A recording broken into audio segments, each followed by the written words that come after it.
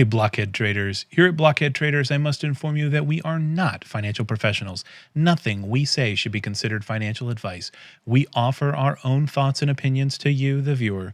We expect you to take these opinions and form your own financial conclusions and make your own financial decisions. Today is Wednesday, January 18th, 2023, and this is Blockhead Traders Weekly. In this week's episode, I'm joined by fellow Blockhead trader Viper XL 007, and we are going to talk a little bit about a thing we do in the Discord occasionally called a Gamma Lotto. And we're going to explain exactly what that Gamma Lotto is, and yes, it is usually just as fun as that sounds. We are also going to touch on the status of our 1% trades, and Viper even has a 1% trade this week. But before we hop to that, I want to give a shout out to our Discord, a link in the description below. You can hop in there, say hello to myself, Viper, a few of the other Blockhead traders, and after this episode, you'll understand the Gamma Lotto, and you can play along when the Discord plays the Gamma Lotto. You can also find this episode wherever you get your favorite podcasts. Subscribe there. If you can't find it, let us know. We'll get it there. And you can find each and every one of my trades, the good, the bad, and the ugly at thetagang.com/sprocket888. But let's hop to this week's content, Viper. And, we've been putting on this 1% trades here for a little while, and we've got a new one coming up at the end of the episode, so stay tuned for that. But I do want to give you guys just a quick rundown of where we stand. We've got just 3 plays open right now.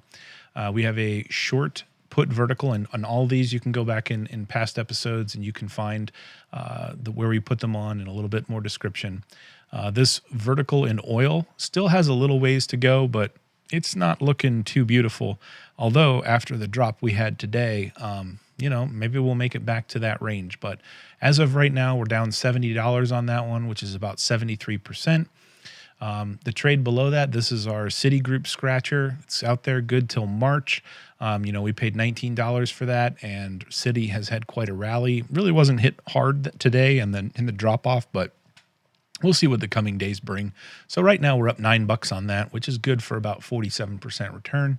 And then Coin Iron Condor. Sadly, Coin decided to grab legs after we put this trade on and take off to the moon. And this was a hey diddle diddle right down the middle type of trade.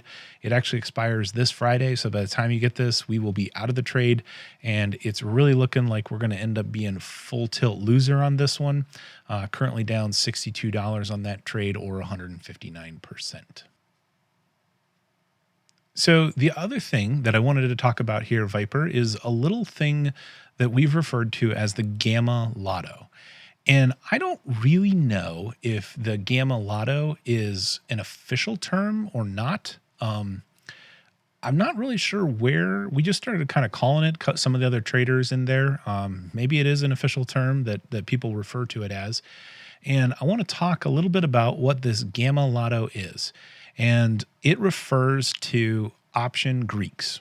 And so this is going to be, maybe an interesting episode when we talk a little bit about options and some of these Greek letters that accompany the options. So this could be a little bit intimidating. Don't worry about that. I'd say just listen through this, go back, listen to it again. And if you're kind of piques your curiosity a little bit, I'd say research a little bit more about Greeks and some of the things that they stand for. But when it comes to pricing an option, there are multiple Greek letters. And the reason we say Greeks, there are Theta, Delta, Gamma, Rho, Vega. And in general, the trading strategy that I use, we really only ever look at Theta, and that's about it. Theta stands for the time value in an option. And then every delta stands for something, but most of the time, the other Greeks don't have that big of an impact to the overall price as much as Theta. Theta and delta are probably the 2 biggest components of an option price. And so I kind of remember them by the first letter of the Greek. So Theta starts with a T, and it represents the time value in an option. Delta, it starts with a D, and it really represents the directional value of an option. So the higher a delta, the more the price will move of the option as the price moves of the underlying. Gamma, there's not really a letter that helps me remember this one because it starts with a G and it really stands for the rate of change of delta. Okay. And I guess the way you can kind of think about these Greeks is they all have different values that change over time and with respect to the price of the option. But all these letter values go into this really complex formula that I'm not going to get into here, but you could look it up. Black-Scholes model is one of those. There's a few different option pricing models that you can look up with really complex math formulas. And if you're a geek and you're a nerd and you want to get into it, lots of content out there on the internet. Just know that each factor contributes to the option price. And most of the time, theta is the biggest driver of price, theta and delta. And think of those like your multiplication factors in an algebra equation. So if you increase theta really big, the price increase really big proportional to that. So the other thing about options is they expire. And when they expire, that is the date at which the option effectively has no more value. The coupon is basically rendered worthless. And all of these Greeks change the closer you get to that expiration date. Now, as theta, because remember, that's the time value in the option. So as the time to expiration gets less and less and less, theta gets less and less and less. Because since there's not much time left, there's not much time premium left because it's going to expire. So it's kind of like, that sales at a retail store when something's going out of stock. They want to get rid of it. They mark it down. That's your theta. It's declining. And the closer you get to the expiration, the faster theta declines. So it's not a linear decline. So the farther out in time, you don't really get a lot of theta decay. The closer you get to expiration, the faster that theta decays. And so I have here on this chart, that's the black line below, which represents the value of theta as you go out in time closer to expiration. So where it hits 0 down here, that is expiration. Gamma is another factor in options, and it's usually a pretty small number that doesn't really impact much. However, when gamma gets really close to expiration, it starts almost a logarithmic function. And so gamma is this blue chart up here. So the closer we get to expiration, the bigger and bigger and bigger and bigger gamma gets. And when you're at expiration, that is the highest value of gamma right at expiration. So we have two interesting factors. Theta is declining and gamma is increasing. So you might think, well, okay, that's like a yin and yang. So if they're both going into the option pricing, if one's going down and making the option cheaper, the other one's going up, making it more expensive, what are we gaining here? And that is where the distribution curves kind of come into play. And so over here on the right, I have basically two different representations of gamma in time relative to the options price or the price of the underlying. And what I mean by that is basically each of these lines are, a certain distance from expiration. So time is not here. Your y-axis is price. Your y-axis is gamma and your x-axis is price. And then each of the plots here are days to expiration. So the one on the top, the green line is 1 month to expiration. The red line is 3 months to expiration, and the blue line is 6 months to expiration. And effectively what I want to show you, as you get closer to expiration, it's almost like somebody grabs the center of that price, right, where the price is at, and starts pulling that price that up, right? And you get this really tall mountain that gets steeper and steeper sides. It gets more and more and more narrow. So what's effectively happening is gamma then falls off really fast from what's known as at the money. So at the money is the strike of where the particular underlying is trading. So if you looked only at gamma and it's 6 months out, the amount of gamma that is available at the strike and 20% below the strike is going to be not so different in gamma value. If you're at expiration, the gamma right at the money is going to be really tall, and just 1% off, gamma is going to fall off to almost nothing. It becomes very sharp decline.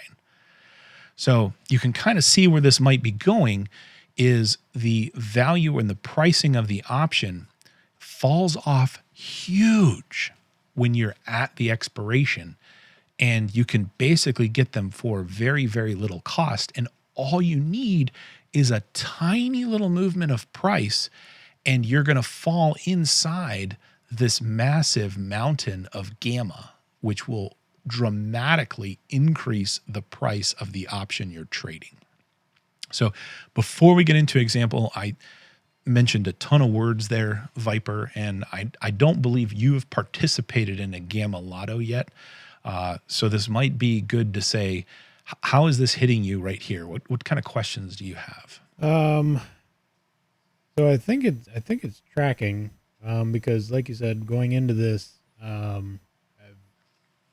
I've tried to relate to gamma just based on what I know of theta or delta, but not understanding exactly what gamma is. So I think that chart's really helpful with it being pulled up there. And so basically what you're hoping for at the end of the day is you take the trade and you want the price to go up, but not up too much. And that's thus the lottery, because there isn't really it's a lottery. You're trying to get it to like go up just a little bit, but then hold off. Is that are most of these moves tend to be in a small percentage range or larger, or it depends? Yeah, I can see where you're saying that you want to nail it in the middle of that peak. And that's not entirely true, because once you're in the money, it's kind of confusing because in this chart, this assumes that you have an in the money, out of the money position. But really, once you start going in that spike, you're going to retain that value no matter how far down that price goes. Because what's going to happen is, what this chart doesn't show you is this is just showing you the price of gamma, not the value of the total option. So as soon as you're in the money, you now are going to pick up intrinsic value in the option, which basically means the actual dollar for dollar translation of the stock. So this graph is just showing where gamma is when you're out of the money. Once you're in the money, the value of the option, yes, will have almost no gamma, but when you're in the money, you're going to make your profit from the price movement. And I'll show that in one of the P&L charts. I think it might help a little bit. Yeah, that makes sense. Yeah, so what I want to kind of visualize now is I'm going to pull up an actual option chain here. And when we play this, we are playing this on expiration day within the last hour of trading. And so what I'm going to show you in the option chain chart is not 100% representative of what you'll actually see on an expiration day within the last hour of trading. So I encourage you to open up your paper trading platform that we mentioned earlier in a previous episode. And I want you to look at this option pricing. You don't have to take a trade, but just look at the price movement of these Greeks within that last hour, and you'll see exactly what I'm talking about. But I'm going to show you what it looks like right now. Just know that this is a little bit out there because this is the option expiration that's actually going to occur later this week, and then one that's going to occur next Friday. And so this is in the SPY, which is the S&P ETF. We typically trade these things on indexes, and we almost 100% trade them on the SPY. And so what I've got here is I've got the option chains at the different strikes. Currently we're at 390, so 390 is considered at the money. We got a column here of delta. We got a column here for gamma. We got a column here for theta. And what I want to show you is how smooth or not differential gamma is, just 5 days out. So this is a week out, and you can see at the money we're 6 cents of gamma. You go out another strike, 6 cents, another strike, 5 cents, another strike, 5 cents, another strike, 4 cents. You can see it's relatively flat. We go out 4 or 5 strikes and we've only lost, 2 pennies. If you then take that same option strike prices and you move expiration to just 1 day out, look at this. At the money is 11 cents. Then it falls off to 9.864.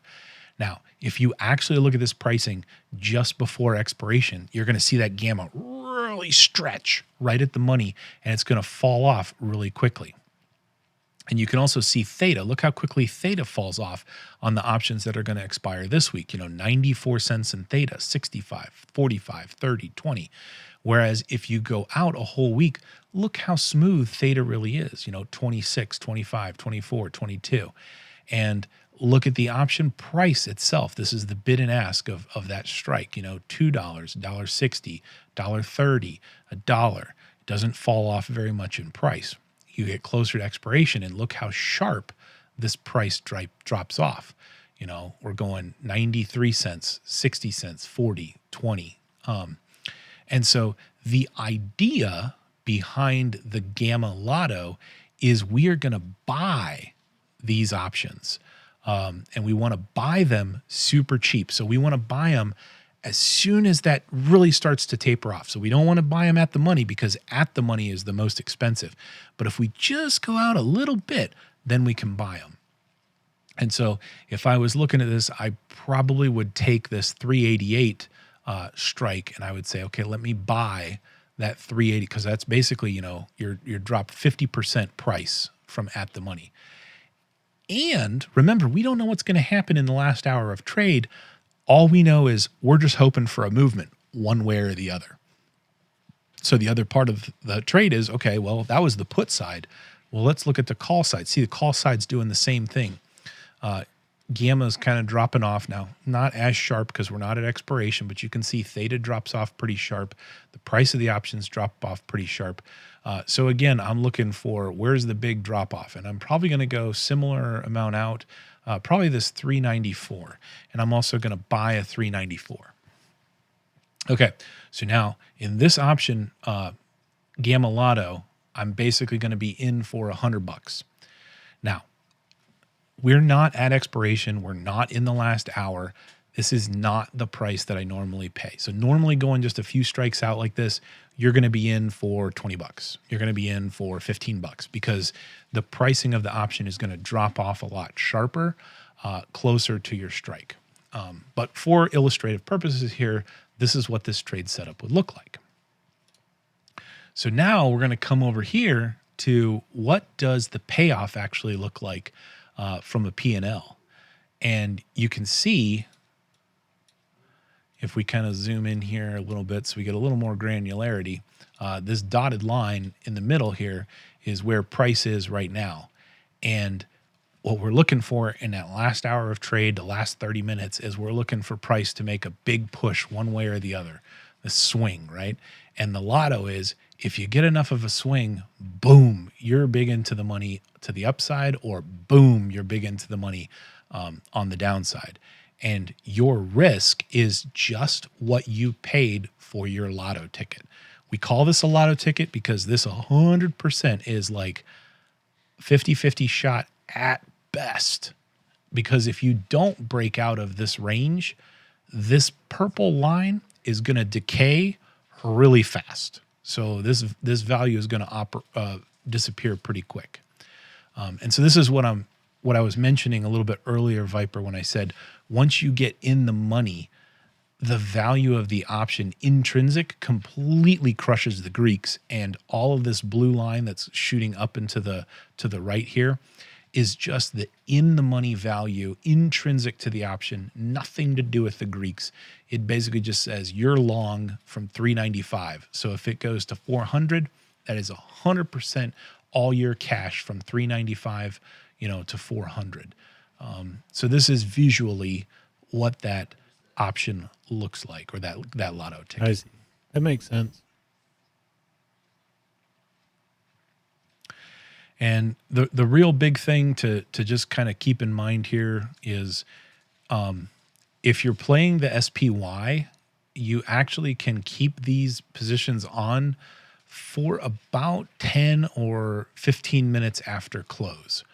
So you really got to kind of watch it. This is not a trade that you're like, oh, I'm going to set it and forget it.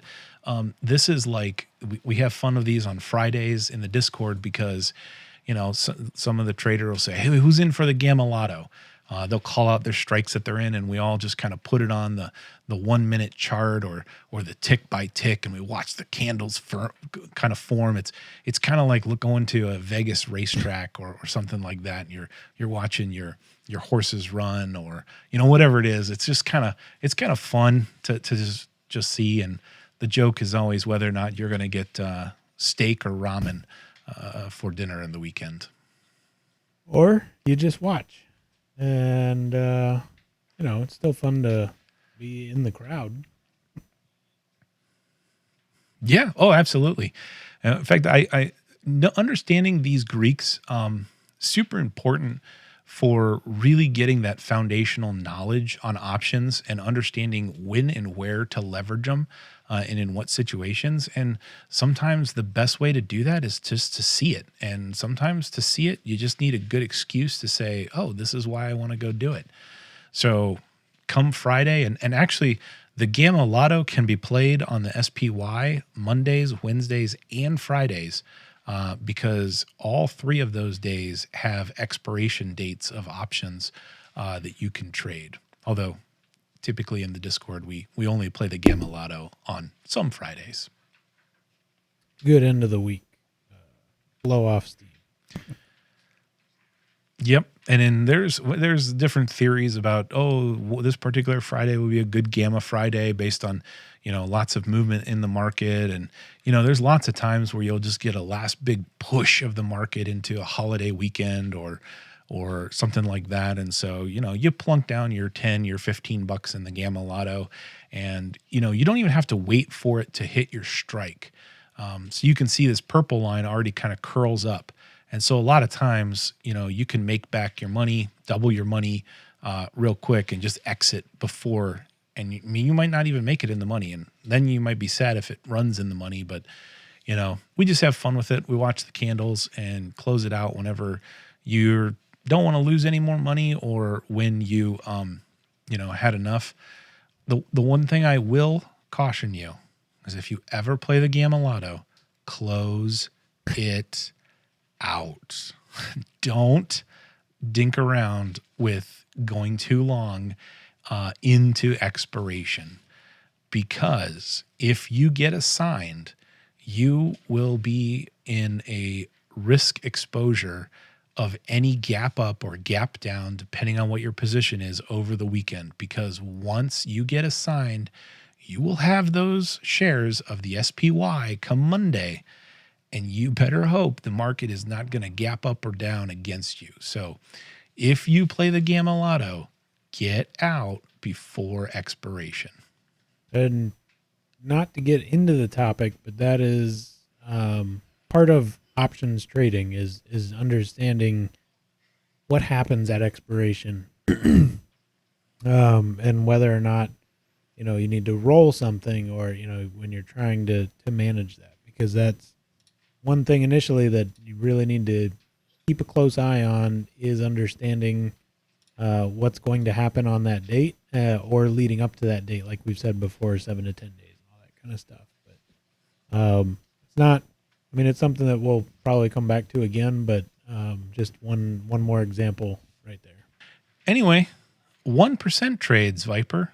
I heard that you were kind of perusing and hunting for some 1% trade to maybe put on, and you found one today, right? It's true. It happened. I grabbed me a 1% trade. I'm still working through, as you're about to see, my strategy on sizing and, all that kind of stuff.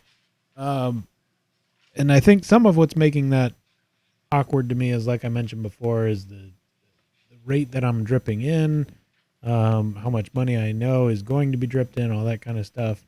But I don't want to get too caught up on that. I do want to focus on the chart. So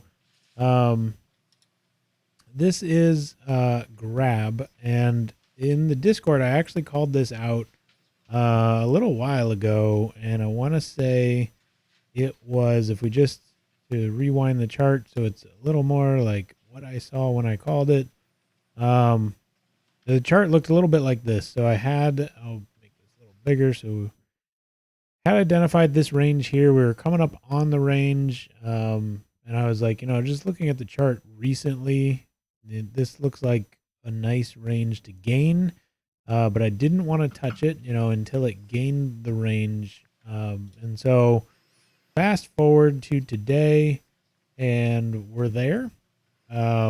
We gained the range, but we gapped up, and then we ran all the way up.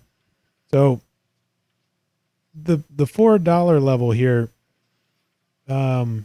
is where I intended to, this is the gap. This is the swing that I intended to play. So a little bit in the back of my head is wondering if I missed the swing that I initially wanted to play. But so far, the fundamental TA on it has held. If we get just a little more granular here on the 1 hour, we can see that, we tested this level down here. We did test this upper of the range, but then we lost it. So that invalidated that test. So once we tested the bottom, we gapped up, and we're kind of coming down here and potentially are confirming support here, but there is a little bit of a risk as to whether or not we will get that confirmation or if we'll slip. That's, the power of stop losses and whatnot. So the play as it stands looks a bit like this, where I have my entry. I made my entry here at $3.69. And right now I'm just playing the swing that just happened. I mean, this is in an uptrend. And if we get that confirmation of support here, then you're playing the probabilities. The probability of support here says we're going to go test the bottom of this failure of the swing that just happened. So we place our first profit target there, which is I'm going to be a little aggressive and sell 50% of the position here. And I'm doing that because we're coming off of this rejection here. And if we zoom out, this is a pretty significant range where I might be a little early on this trade versus if I waited until we gained this range here and then came off of the 414. That's a little bit of a more comfortable range to come off of. So risk mitigation, I'm going to take 50% of the profit there. And then if we get up there, I'll start bringing my stop loss, which is currently down here at 356. I'll start bringing that up and bring that into profit above entry. So that way there's just no concern about whether or not we get another test rejection on this level, whether we get into the range, all that kind of stuff. I'll just bring that up. I'll give it some space to breathe because I do want it to have some space to get this range, because the other thing is if we go way out here, it's going to be interesting no man's land of, this asset hasn't existed. I don't know what it is. I'm trading the chart. I know it's not oil, which is PTSD for me, but this thing opened. It's not a pharmaceutical, is it? Because we can't do pharmaceuticals right, it's not either. A pharmaceutical either. Okay. This thing opened December 21 was when it started trading, and it's actually been pretty abysmal, just down, down, down. And then we finally kind of got this cup action here, this accumulation zone. So part of me is interested in this gap here. We should not expect to just straight gap straight through, just like the way we lost it on the way down. But there's a lot of opportunity for some interesting price discovery in this range. So that's the other part of, I want to give it some room to feel out this last range here. I think this could be a bit of a range to work through and finally get the last bit of support that it's been accumulating before we go off. And my plan, as you can see here, once we go off, is I think ultimately the last 50% will be taken here at 483. Um, that, maybe I'll split it. Maybe it'll be or maybe 60% of what's left I'll take here, and I'll leave 30% as a runner. But I don't know. We'll see what the price action looks like if we get there. But don't be fooled by this chart, because this is a big gap. This is 15%. I'm not expecting this to be a clean shot. And so I'm going to watch the price discovery of the price action that unfolds here. And I will keep bringing that stop loss up to invalidation levels. And that's another big thing when trading on TA price action, is your stop loss needs to be at your invalidation level. So when we get into this price discovery, I'll start to see what is the invalidation of the move that just happened and bring the stop up to there.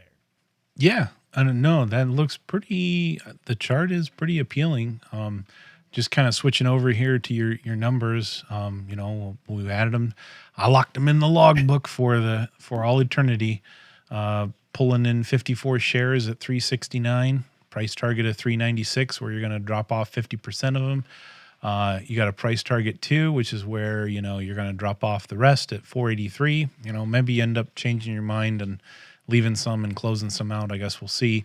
And then you'll be just kind of manually adjusting your stop as you kind of price discover up to hopefully up to that 483.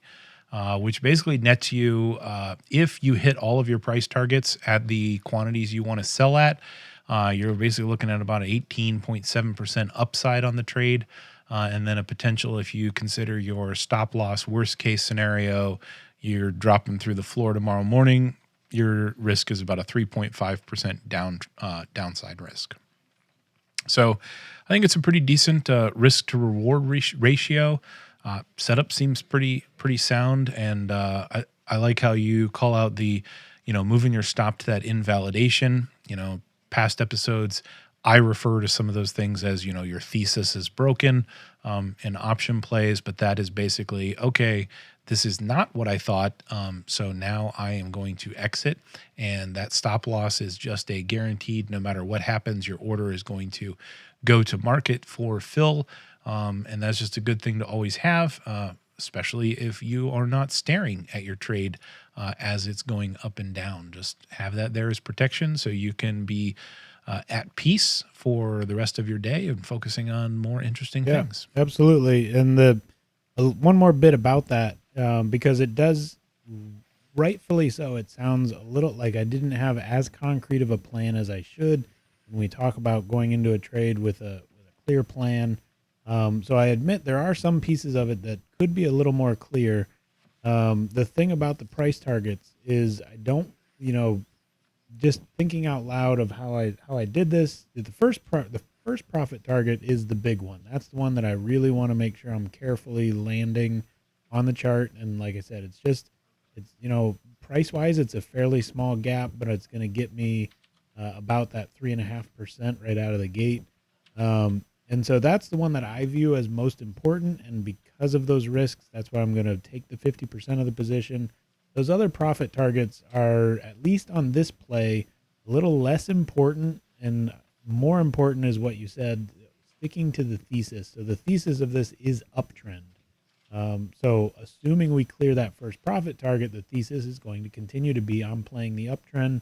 I now have runner positions where I'm just letting it run. And so that's where, just like you said, it's most important to me to just bring that stop up to every invalidation level, because if we cross one of those, we're potentially at risk of no longer being uptrend. So I'm out. So that's how a lot of stop losses should work once you get running. But there are other charts and things like that where maybe you have a more clear profit target and stop loss strategy.